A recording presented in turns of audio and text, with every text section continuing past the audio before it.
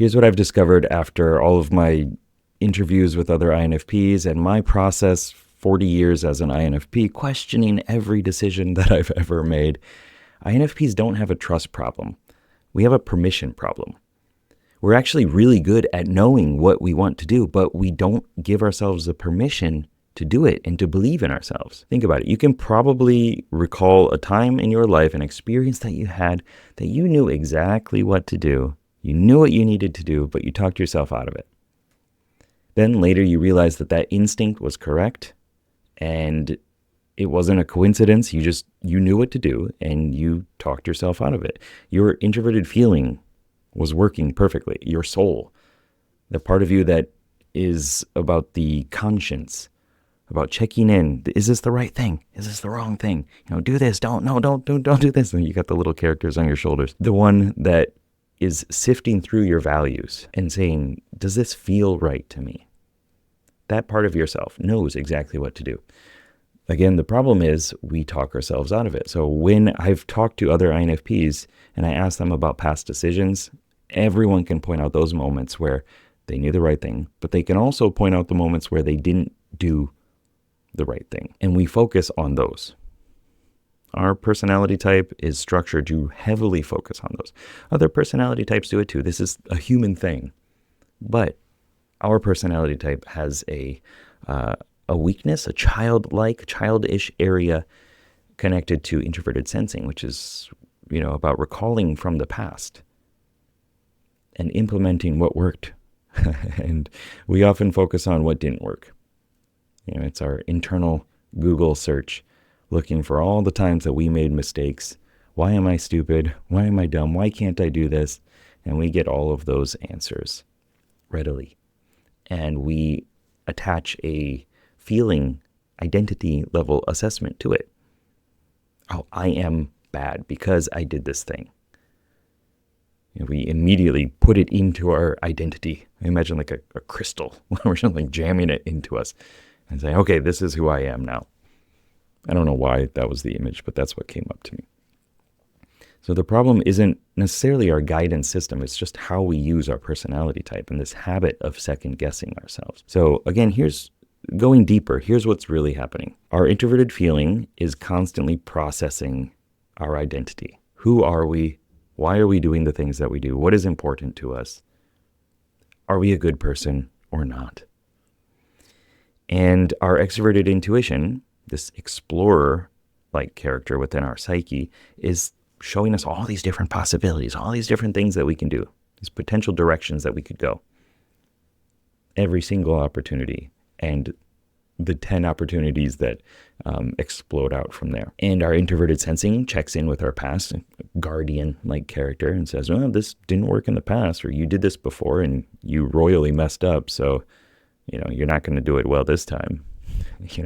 Great, thanks for the support. We can train that character to be better on our side and to support us better. But it does take a little bit of work and a process that most people don't understand. And then our extroverted thinking, this commander, is looking out and saying, well, what is everybody else saying that we should do? What is the correct strategy for this?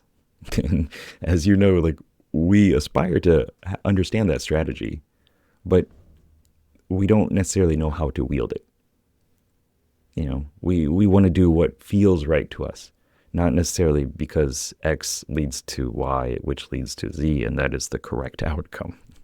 It just felt weird saying, because it just doesn't resonate. Might as well just go through some other cognitive functions. We might also go to this rival-like energy within us, extroverted feeling, the envoy, as I call it, which is about, bridging gaps, proactively supporting other people. And it's looking to how do other people value this decision? What is do they think it's good? Do they think it's bad? And it has this conflicting energy to it. An introverted intuition, our mystic, is in our critic slot within our cognitive functions.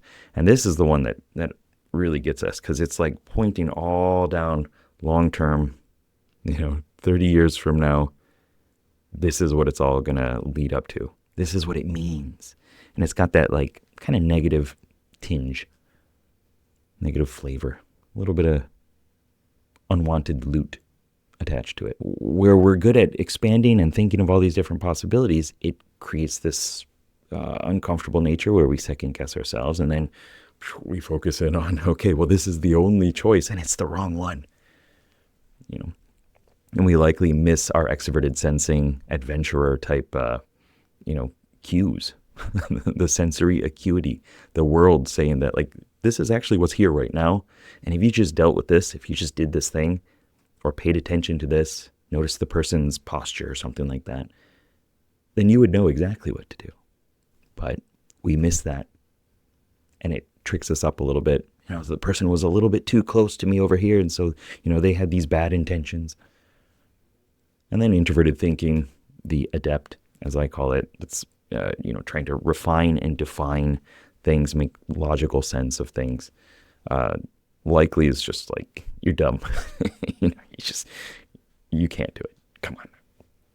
And so we have all these different cognitive functions that are just like bouncing around, these different characters that are bouncing around in our head, trying to help us make sense of things, but doing it in a way that's not always the most supportive for us, And all of this naturally disconnects us from our superpowers, our natural wisdom. Having this conviction about what is the right thing. It just feels right. And brainstorming different ways of making it happen and fully committing to it. And then learning from it. And then re-implementing and doing it better, templatizing. Like that's a better strategy than I don't know what to do and I don't trust myself because I'm dumb and I'm broken. So what can you do about that? Well, you can journal. I always recommend journaling. Chart down, write down what worked, what didn't work. Learn from it. Learn from the past. Trust yourself. To gain experience, treat it as failing forward if you want to, or a complicated success. Things might have not worked out perfectly, but there's always something you can learn from there. And as an INFP, I know you want to learn more, especially about yourself. So if you messed up before, well, what did you learn from it? What could you learn from it? How could you bring that into the next situation to be more prepared for that next event? And once you do that enough, start to act faster. Trust that inside you know what to do. You just go through that pattern of psyching yourself out. So give yourself 3 seconds, 5 seconds, and do it. And see what happens. Adapt. Enjoy the explorer, extroverted intuition experience of it. Connecting the dots, seeing how you can get to this other thing, how it all works, bringing the patterns all in together, and enjoy learning about how to fail miserably or gloriously. There you go. And go on to the next thing with more education, more wisdom, which is information plus experience equals wisdom. Like that's how you learn, by understanding it and then doing it and seeing what happens. And then bringing it in and doing it again. Know that your inner wisdom's already there. It's waiting for you to listen. It's whispering maybe. It's waiting for you to trust it. And when you do, you have this confidence that comes with, like, everything will be okay. I know I can acclimate. I know I can cope. I know that I'm strong. You know that you can acclimate. You know that you can cope. You know that you're strong, that you're not broken, that you can do things that can impact the world. Whatever scale of world you bring that to, whether it's your friends, family, community, or the globe. The globe, like not the earth, but